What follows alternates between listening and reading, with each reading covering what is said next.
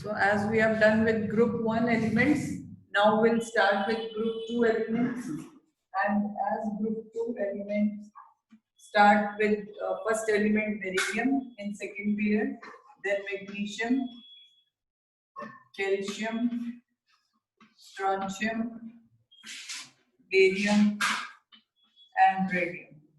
So these 6 elements are present in group 2, that is S block elements, and the atomic number beryllium, atomic number 4, magnesium 12, calcium 20, or after that if you don't remember, then you just add 8 plus 8, now you can add 18, 38, again 18, 56, and then you need to add 32. जो magic numbers हैं उन्हीं से आपको add करते जाना है हर एक group के लिए. Sorry, 88. So these are 6 elements with their atomic numbers. Okay. Now next thing is to write electronic configuration. Firstly, 1s2, 2s2.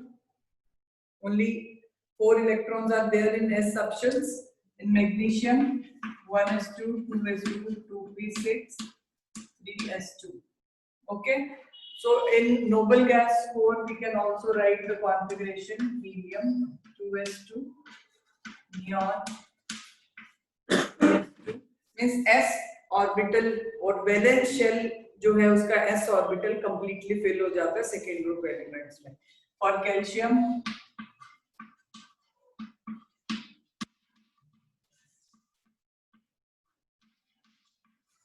or in noble gas 4 you can write as argon 4s2. Next up D block elements आ जाते हैं strontium से पहले, तो you can write with otherwise in noble gas 4 we can write 5s2. Here we can write xenon 6s2 and next radon 7s2. So in noble gas 4 you can write the configurations, otherwise सारा आपको पूरी shells और orbitals mention करने हैं, तो you can also write in that way. Both way it is correct.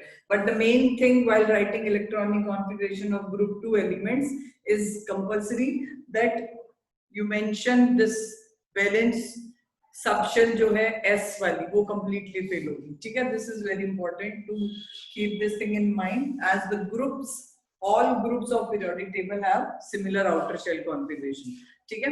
अब as you can see there are 2 electrons in the last you can say valence shell, s orbital completely filled है, तो यहाँ से electron का first electron का जो removal होता है in case of alkaline earth metals, it is difficult as compared to the alkali metals. That will discuss under ionization enthalpy. थोड़ा सा पहले हम physical properties अगर देखें तो these metals are known as alkaline earth metals.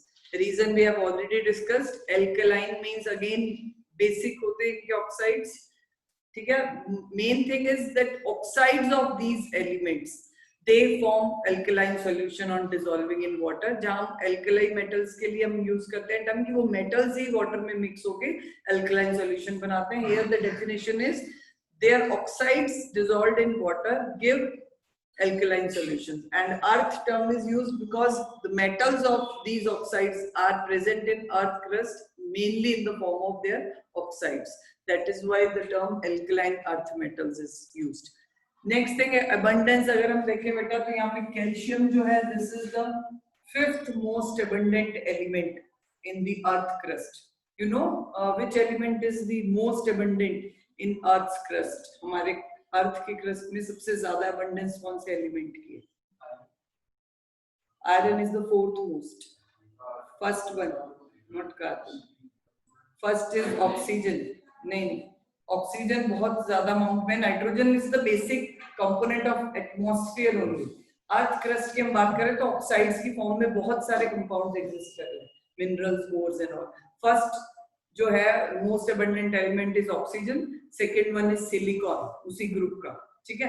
And then group का group 14 का sorry sulphur S group में. तो ऑक्सीजन, सिलिकॉन. थर्ड आयरन है.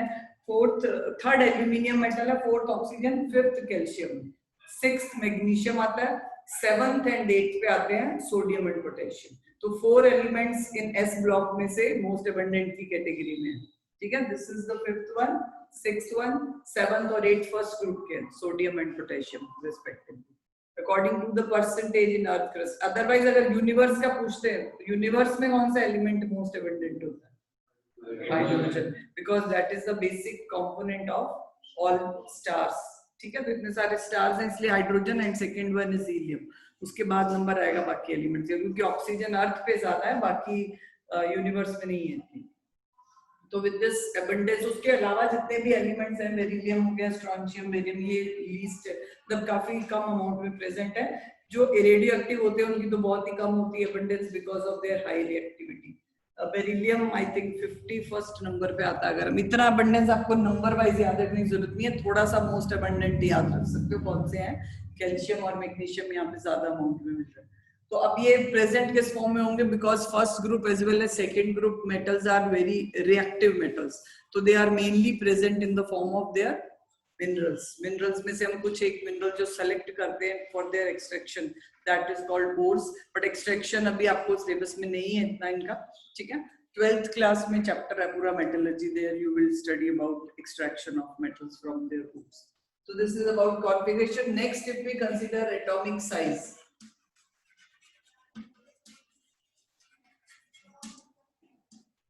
फर्स्ट ग्रुप आपने पढ़ लिया बेटा। First group elements are the largest element for their particular period. तो उसके बाद जो ये सेकंड नंबर पे आ रहे हैं सेकंड ग्रुप के elements, they have slightly smaller atomic radius. Reason, because एक इलेक्ट्रॉन जो नया ऐड हुआ है वो तो सेम शेल में ही हुआ है, but one proton is being added in the nucleus. अब वो जो न्यू प्रोटॉन आया, that will increase the nuclear pull towards the valence shell, क्योंकि वैलेंस शेल तो वही चल रही है ना जो मेन n s ऑर्बिटल में इलेक्ट्रॉन्स एंटर हो रहे हैं। तो for the same shell, if number of protons are increased, nuclear force or nuclear charge towards the valence electrons will also increase, so that will contract the atom. So atomic radius will be, you can say, shorter as compared to first group element, but while moving down the group, what happens to atomic radius? Increases, because as you see the electronic configuration, electrons are added in new shell, और new shell से पहले वाली जो noble gas core है वो completely filled है, तो obviously these last electrons are very much shielded. Shielding effect ज्यादा है क्योंकि noble gas core के बाद just electron एक या दो इलेक्ट्रॉन इस ग्रुप में, मतलब पूरे ब्लॉक में आपको मिल रहे हैं, ठीक है। तो शील्डिंग इफेक्ट बढ़ रहा है ग्रुप में downward, so with increasing shielding effect effective nuclear charge gets decreased. तो दो फैक्टर्स यहाँ आपको रीजन देना है ग्रुप में डाउनवर्ड साइज इंक्रीज होने का, addition of new shell, second increased shielding effect of inner completely filled noble gas core. जो न्यूक्लियर चार्ज जितना, क्योंकि आप देख रहे हो नंबर ऑफ प्रोटॉन्स भी तो उतने काफी अमाउंट से बढ़ रहे हैं, बट इतने प्रोटॉन बढ़ने के साथ इफेक्टिव न्यूक्लियर चार्ज उतना नहीं बढ़ रहा क्योंकि शील्डिंग इफेक्ट ज्यादा है। इनर जो नोबल गैस कोर है that is shielding these outer most electrons from the effect of this much protons. Clear हो गया? साइज का वही फैक्टर है जो हम फर्स्ट ग्रुप में पढ़ चुके हैं, सेम जस्ट कंपैरिजन है कि फर्स्ट ग्रुप से थोड़े से साइज में छोटे हैं। Next is ionization enthalpy. IE values, first IE value, because already completely filled outer s orbital, s subshell पूरी fill है 2 electrons, so first electron का जो removal है that is difficult as compared to alkali metals. So these elements have high ionization enthalpy for first electron, जिसको हम कहते हैं first IE value, जो इन ग्रुप के लिए है, इस ग्रुप के एलिमेंट्स के लिए alkali metals की comparatively higher है, ठीक है। But after the removal of first electron, second electron का removal काफी easy है इन एलिमेंट्स के लिए, because after removal of these 2 electrons they acquire the more stable electronic configuration of noble gas core. So अगर आप डिफरेंस देखो ना, table आपके बुक में गिवन है, जो फर्स्ट ग्रुप एलिमेंट्स की सेकंड आयनाइजेशन एंथैल्पी वैल्यू है वो उनकी फर्स्ट वैल्यू के कंपैरेटिवली 10 टाइम्स हायर होंगी, 8 to 10 टाइम्स हायर, बट इन एलिमेंट्स के लिए अप्रोक्सीमेटली डबल वैल्यू है तो हाई ऑब्वियसली सेकंड इलेक्ट्रॉन, क्योंकि आपने एक ऑलरेडी फॉर्म्ड केटायन में से एक और इलेक्ट्रॉन निकालना है, तो उस पे न्यूक्लियर चार्ज इफेक्टिव ज्यादा हो गया, ठीक है। बट स्टिल सेकंड जो इलेक्ट्रॉन है वो रिमूव होने के बाद जब आयन बनता है di positive cation, that is more stable, क्योंकि जब वो कंपाउंड बनाता है तो ज्यादा अमाउंट में लैटिस एंथैल्पी रिलीज होती है। तो ये बहुत सारे फैक्टर्स हैं जो उसको सपोर्ट कर रहे हैं कि क्यों इसका डाई पॉजिटिव आयन ही बनता है। अगर आप देखो तो आयनाइजेशन एंथैल्पी ऑलमोस्ट डबल होगी फर्स्ट इलेक्ट्रॉन रिमूव करने के बाद सेकेंड इलेक्ट्रॉन के रिमूवल की, but still these elements readily form di positive ions just because after removal of 2 electrons, ठीक है, जो डाई पॉजिटिव आयन बनता है वो जब आगे फर्दर कंपाउंड्स बनाएगा, क्योंकि आयंस एज सच तो अकेले नहीं मिलते ना isolated, they are always present in the form of some molecule, किसी के साथ कंबाइन हुए हुए, ठीक है। तो वो कंबाइन होने के बाद जो एनर्जी रिलीज होती है जिसको हम लैटिस एंथैल्पी कहते हैं, वो एंथैल्पी फेवर करती है सेकेंड आयनाइजेशन एंथैल्पी को, क्योंकि उससे ज्यादा एनर्जी वो रिलीज कर देते हैं। और similar happens when you are considering the formation of dye positive ion in aqueous medium. Aqueous medium में भी अगर 2 इलेक्ट्रॉन ये एलिमेंट रिमूव करेगा तो 2 इलेक्ट्रॉन्स के रिमूवल के बाद इनका जो आयनिक रेडियाई होगा वो बहुत कम हो जाएगा। ऑब्वियसली 2 इलेक्ट्रॉन गए, इफेक्टिव न्यूक्लियर चार्ज बहुत बढ़ गया। केटायंस के साइज छोटे होते हैं नॉर्मल आयन से, तो एक यूनि पॉजिटिव आयन देखो और एक डाई पॉजिटिव आयन देखो, तो ऑब्वियसली डाई पॉजिटिव का साइज छोटा होता है। तो जितने छोटे केटायंस बनेंगे उतना हाइड्रेशन एंथैल्पी ज्यादा रिलीज होगी। तो गैसियस मीडियम में लैटिस एंथैल्पी उनको फेवर कर रही है डाई पॉजिटिव बनाने के लिए आयंस, और एक्वस मीडियम में हाइड्रेशन एंथैल्पी फेवर करती है। तो ये एनर्जी वैल्यूज थर्मोडायनेमिक्स जो है मतलब सारा वो फेवर करेगा कि ये कौन सी चीज बनेगी। तो यहाँ पर डाई पॉजिटिव केटायन का फॉर्मेशन इजी है, although the second ionization enthalpy values are higher as compared to the first. Obviously वो हाई होती है बट इतनी हाई नहीं है कि ये ना बना पाए कंपाउंड्स, ठीक है, क्योंकि बाकी एनर्जीज फेवर कर रही है। तो ionization enthalpy values comparatively higher than first group elements for removal of first electron, but second ionization enthalpy values are lesser as compared to the first. उनसे बहुत ज्यादा कम है फर्स्ट ग्रुप से। Anyone who can tell here first group के लिए क्यों बहुत ज्यादा हाई है? Second ionization enthalpy values are very high for first group elements but quite comparatively very low for second group, because first group elements they have just 1 electron which is needed to be removed to acquire noble gas score. एक electron है ना उनके पास, उसके बाद वो Nobel gas score में आ जाएंगे, and it is very difficult to disturb this most stable configuration. That is why very high second ionization enthalpy values are there for first group. ठीक है, सेकंड नेक्स्ट प्रॉपर्टी आप mention कर सकते हैं बेटा, formation of di positive ion. Headings लिखते जाओ, at least आपको थोड़ा आइडिया तो अभी जनरल सी प्रॉपर्टीज हैं, किस तरह से अगर एक्सप्लेनेशन आता है तो you need to mention at least the key word you can write here, di positive ion, और you can say divalent cations. तो मोस्ट कॉमन और the uniform oxidation state shown by these elements is +2. Reason, after removal of second electron, the noble gas core, which is very stable electronic configuration, is obtained, and secondly ion in +2 state is more stable in terms of lattice enthalpy and hydration enthalpy. So these two reasons favor the formation of di positive ions. Noble gas score आ गया, और secondly size छोटा होने से उनकी lattice enthalpy and hydration enthalpy values favour करती है उनका फॉर्मेशन रिस्पेक्टिवली, एक्वस मीडियम में हो रहा है या सॉलिड स्टेट में हो रहा है। Next is electropositive nature.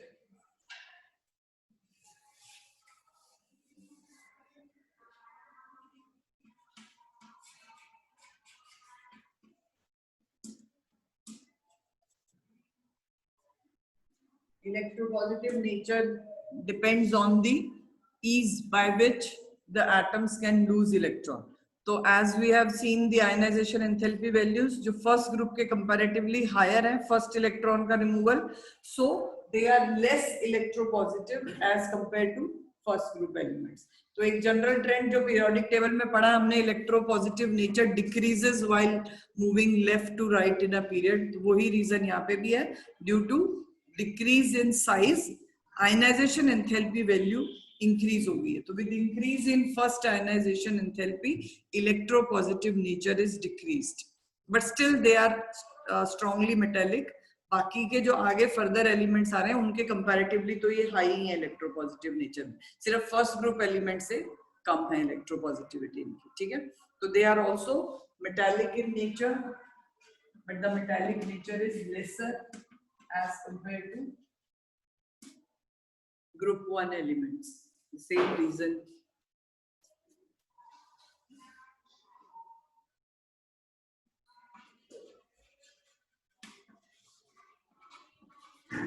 Yes, if we discuss about their packing in crystal, और ये आप कहो कि जैसे मेटल का जो डेंसिटी है वो कैसा होगा, first group metals are soft, but otherwise बाकी अगर हम ट्रांजिशन एलिमेंट्स में जो मेटल्स हम आयरन और कॉपर गोल्ड की डेंसिटी देखते हैं उसके कंपैरेटिवली ये मेटल स्टिल सॉफ्ट है, but they are harder than group 1। Reason क्या आएगा?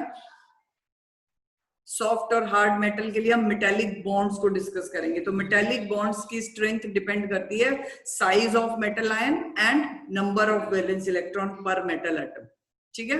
तो पर metal atom they have 2 valence electrons, क्योंकि इनके क्रिस्टल स्ट्रक्चर के अंदर इनका जो आयन होगा वो डाई पॉजिटिव आयन होगा, और हर एक एटम के लिए 2 इलेक्ट्रॉन वो रिलीज करेगा। तो उन 2 इलेक्ट्रॉन्स के साथ जो मेटल आयन का इलेक्ट्रोस्टैटिक फोर्स ऑफ अट्रैक्शन होगा that will be stronger in these elements as compared to group 1. So as they form stronger metallic bonds than group 1 elements, so they are harder than, but इसके आगे आप D block में जब enter होगे तो वहाँ बहुत ज्यादा मतलब जो hard metals आपको मिलेंगे just because of strong metallic bonds, ठीक है। अब उसके अलावा जो इनकी डेंसिटी है, density is you can say higher as compared to the first group elements, ठीक है। और मेल्टिंग एंड बॉइलिंग पॉइंट जो है, क्योंकि मेटालिक बॉन्ड स्ट्रॉन्गर बना रहे हैं तो उनके कंपैरेटिवली हायर ही होंगे। ये चीजें, ये ट्रेंड याद रखो कि इन प्रॉपर्टीज में, मतलब जो इनकी फिजिकल प्रॉपर्टीज जिसको हम कहते हैं डेंसिटी होगी, melting point, boiling point, hardness, they are higher as compare to group 1 due to stronger metallic bond. और स्ट्रॉन्गर क्यों है इनके मेटालिक बॉन्ड? स्मॉलर एटॉमिक और ionic radii and larger number of valence electrons. Clear? थोड़ा सा hint लिख लिया करो, क्यों है हार्ड, ये डेंसिटी ज्यादा क्यों है, और melting point and boiling point ज्यादा क्यों है as compare to group 1, due to stronger metallic bonds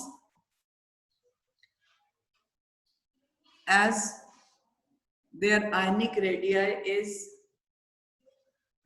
smaller and number of valence electrons are more as compared to group 1 elements.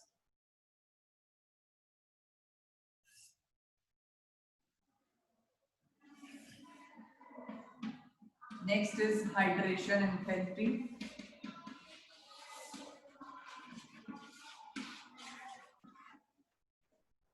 Hydration enthalpy, again, when these compounds or the salts of these elements are dissolved in water, तो इनके जो ions, cations जो होते हैं, they are surrounded by water, उस process को हम hydration कहते हैं।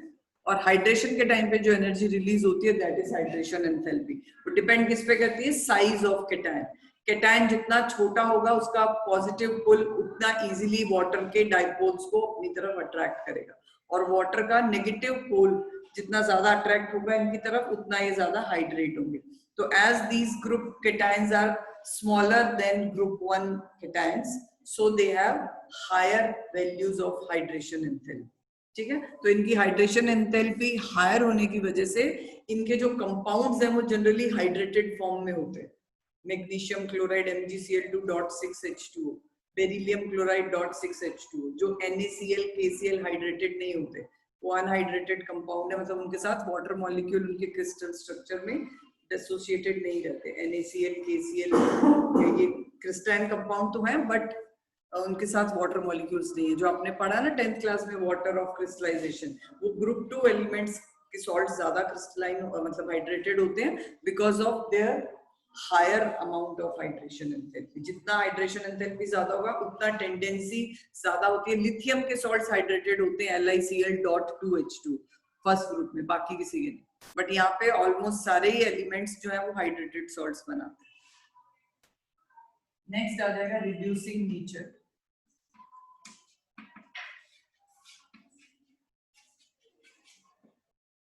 हाँ जी, रिड्यूसिंग नेचर डिपेंड करता है बेटा इलेक्ट्रोड पोटेंशियल।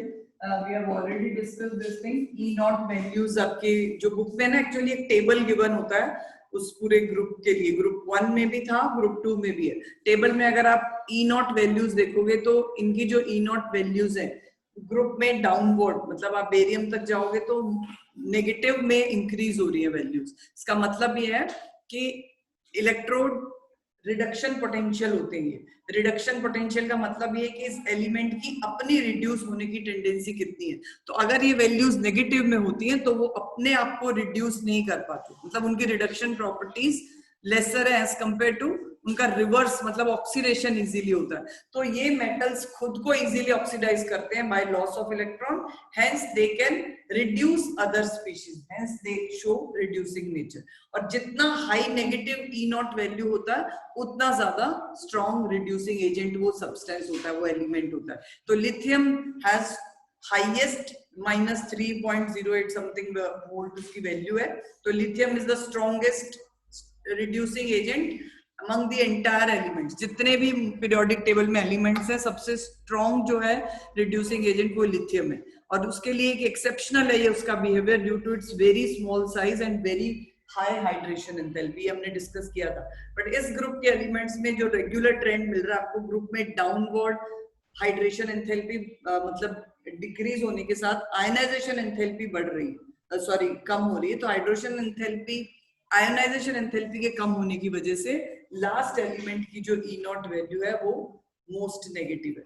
ठीक है, तो लास्ट वाला एलिमेंट उतना ही ज्यादा स्ट्रॉन्ग रिड्यूसिंग नेचर रख रहा है। तो एक जनरल ट्रेंड है, यहाँ एक्सेप्शन नहीं है। वहां एक्सेप्शन था ग्रुप 1 में, लिथियम इज द स्ट्रॉन्गेस्ट, उसके बाद सीजियम आता है और सोडियम वहां पे मतलब वीकेस्ट है फर्स्ट ग्रुप में। Otherwise sodium is also a good reducing agent, but in group 1 element sodium is the weakest one and strongest is the lithium. और अगर गैसियस स्टेट की बात करें तो सीजियम है। ये चीजें ना थोड़ी सी आपको माइंड में रखनी पड़ेगी। अगर रिड्यूसिंग नेचर एक्वस मीडियम में पूछा जा रहा है, जनरली एक्वस मीडियम में ही ये ई नॉट वैल्यूज निकाली जाती है, but in some cases it can also be asked which element is the strongest reducing agent in gaseous state. तो गैसियस स्टेट में सीजियम है, ये याद रखना है आपने। सीजियम क्योंकि लार्जेस्ट एटम है इन एस ब्लॉक एलिमेंट में और उसकी आयनाइजेशन एंथैल्पी वैल्यू बहुत लो है। जितना इजीली वो इलेक्ट्रॉन खुद लूज करेगा उतना इजीली दूसरे को वो रिड्यूस करवाने में हेल्प करेगा। तो गैसियस स्टेट में सीजियम है, बट एक्वस मीडियम में लिथियम है। बाकी इनके बीच में ही आएंगे सर, क्योंकि एक्वस मीडियम में ई नॉट वैल्यू डिसाइड करेगी reducing nature. E not value depend इस पे भी करती है, सिर्फ आयनाइजेशन एंथैल्पी पे ही नहीं करती। ठीक है, तो विद दिस जनरल प्रॉपर्टीज एक और है flame coloration, that is also important property for these S block element. ये फ्लेम को कैरेक्टरिस्टिक कलर देते हैं। ये टेस्ट ना अभी सॉल्ट एनालिसिस जब स्टार्ट करेंगे प्रैक्टिकल में, ये आपको करके भी दिखाते हैं। आपको एक्चुअली फ्लेम टेस्ट एक कैरेक्टरिस्टिक टेस्ट है कुछ केटाइंस का, और वो केटाइंस इसी ग्रुप 2 के कैल्शियम, बेरियम एंड स्ट्रोंशियम, इनको आइडेंटिफाई कर सकते हैं हम इजीली फ्लेम टेस्ट करके। फ्लेम टेस्ट किया जाता है लैब में। एक्चुअली छोटा सा प्लेटिनम वायर का पीस होता है, उस प्लेटिनम वायर का लूप बना लेते हैं थोड़ा सा, उसमें ये जो सॉल्ट है, जैसे सपोज कैल्शियम का टेस्ट करें हम, कैल्शियम का जो भी सॉल्ट आपको दिया आइडेंटिफाई करने के लिए, आपको नहीं पता उसमें कैल्शियम आयन प्रेजेंट है, but you can identify by doing this test. फिर उसका कॉन्सेंट्रेटेड HCl में सॉल्ट को डिसॉल्व करके पेस्ट बनाते हैं। उस पेस्ट को उस प्लेटिनम वायर की लूप में रख के, जो हमारा नॉर्मल बंसन बर्नर है उसकी फ्लेम में उसको बर्न करते हैं। तो सॉल्ट जब बर्न होता है, हमने फर्स्ट ग्रुप की प्रॉपर्टी में भी किया था कि जब हम बर्न करते हैं इन एस ब्लॉक एलिमेंट्स के सॉल्ट्स को फ्लेम में, तो फ्लेम की हीट सफिशिएंट होती है इनके इलेक्ट्रॉन्स को एक्साइट करने के लिए हायर एनर्जी लेवल पे। And when these electrons are excited to some higher energy state by absorbing energy, तो वो स्टेट, एक्साइटेड स्टेट, ज्यादा स्टेबल नहीं होती है। They readily return back to the ground state, releasing that much energy into the visible region. और वो जो energy emit करते हैं वो विजिबल रीजन के ही किसी एक मतलब रेंज की होगी, and that particular colour will be shown by these elements. तो जब आप उसको बर्न करोगे फ्लेम में, तो नॉर्मली फ्लेम का कलर एक ब्लू और ऑरेंज, दो पार्ट्स आपको फ्लेम में नजर आते हैं ना। तो अगर आप कैल्शियम का कोई सॉल्ट बर्न कर रहे हो तो आपको ब्रिक रेड कलर, ब्रिक्स जो होती है, ईंटें जो होती है, उनके जैसा रेडिश कलर आपको मिलेगा। If you are burning strontium salt in flame, then strontium ion has a color of crimson red. बहुत ही bright red और बहुत beautiful सा color आता है ये strontium के case में. And barium shows apple green. जो एप्पल्स आते हैं ग्रीनिश रेडिश मिक्स सा कलर एक होता है, सेम वैसी गोल्डन ग्रीनिश फ्लेम आपको बेरियम के केस में मिलेगी. तो this is called Apple green, और इसको कई बुक्स में ग्रासी ग्रीन, जो ग्रास जैसा ब्राइट सा ग्रीन कलर होता है, but generally Apple green you can right. वो लाइट ग्रीन होता है जैसे ग्रीन एप्पल जो आते हैं उस टाइप का. तो these three element show characteristic colour to flame. Exception यहाँ पे क्या है? Barium and magnesium. These two elements, first group के सारे एलिमेंट्स कैरेक्टरिस्टिक कलर शो करते हैं. ग्रुप 2 के जो 3 एलिमेंट्स है, रेडियम बिकॉज रेडियो एक्टिव है तो उसके लिए जनरली ये प्रॉपर्टीज अननोन होती हैं, बट स्टिल कई बुक्स में आपको मिल जाएगा रेडियम का भी क्रिम्सन रेड कलर होता है. But barium and magnesium does not impart colour to flame. Reason, इनकी जो स्मॉल साइज की वजह से आयनाइजेशन एंथैल्पी वैल्यू, जो इलेक्ट्रॉन को जनरली अगर हम एक्साइटेशन एनर्जी भी कह दें, वो एनर्जी हाई है because of their small size, and that much energy is not available in flame. Excite तो हो जाएगा इलेक्ट्रॉन, बट उस बंसन बर्नर की फ्लेम से नहीं होगा क्योंकि उसमें उतनी एनर्जी अवेलेबल नहीं होती. तो ये फ्लेम को कोई कलर नहीं देते. तो ये भी एक रीजनिंग क्वेश्चन है एनसीईआरटी में. Beryllium and magnesium do not give characteristic color to flame, whereas other members of group 1 and group 2 give characteristic color. Yes beta. General characteristics of group 1 element, group 2 elements. Tomorrow we'll start with chemical properties. Okay.